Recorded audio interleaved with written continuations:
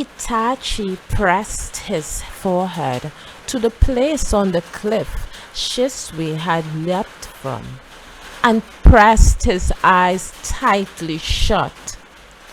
In his field of view, now shrouded in darkness, visions popped up and disappeared. Corpses, rain, father, and me.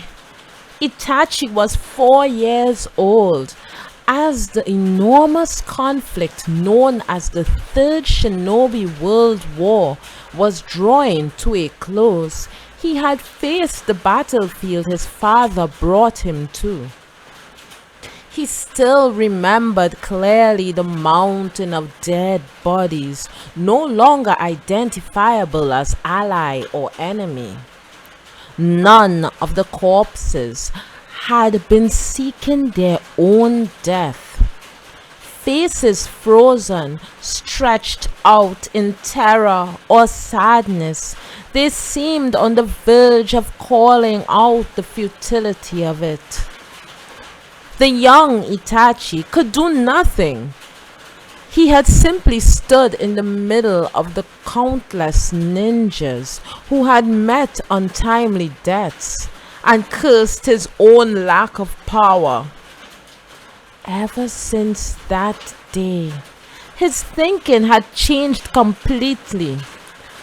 Fighting was foolish.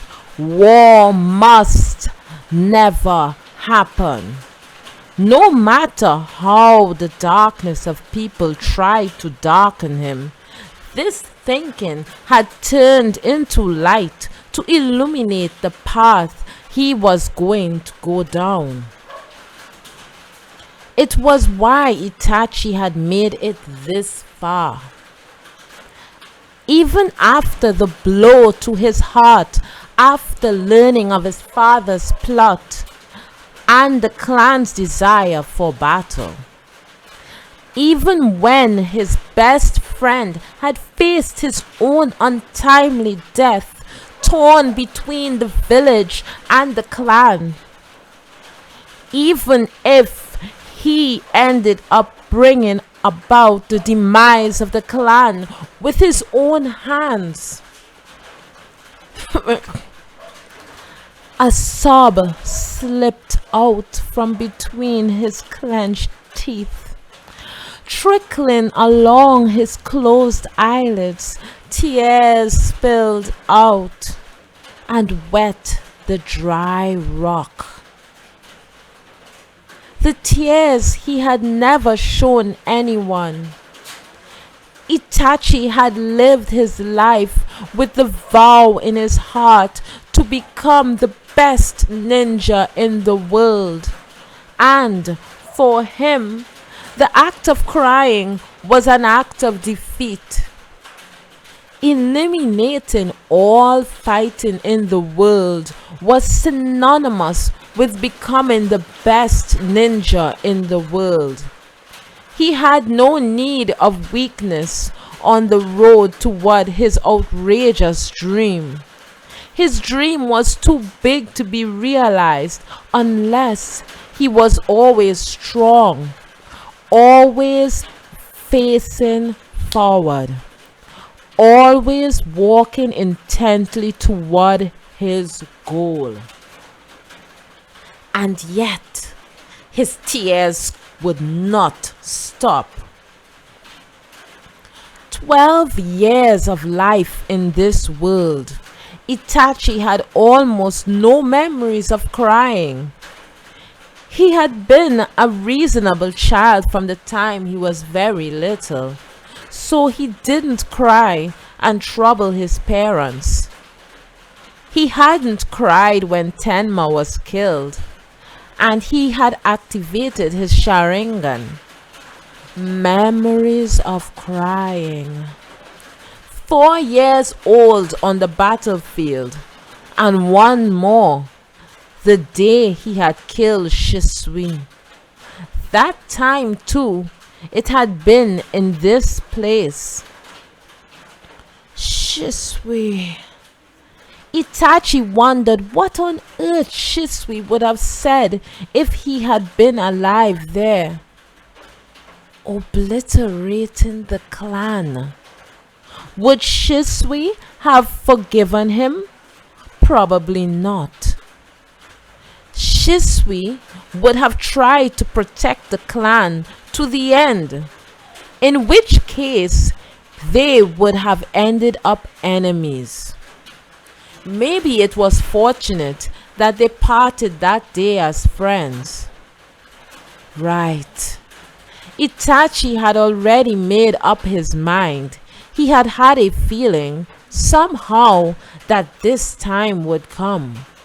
From the moment his friend died a year earlier, and he lost hope in the clan. From the instant those evil feelings sprang up in his heart.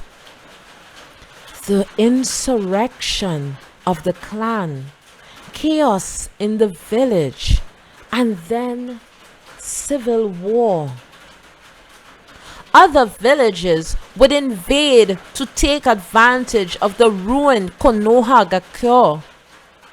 Fighting begat fighting, and a new shinobi world war would break out.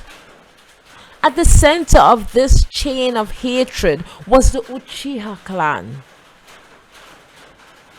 You should stay true to your thinking.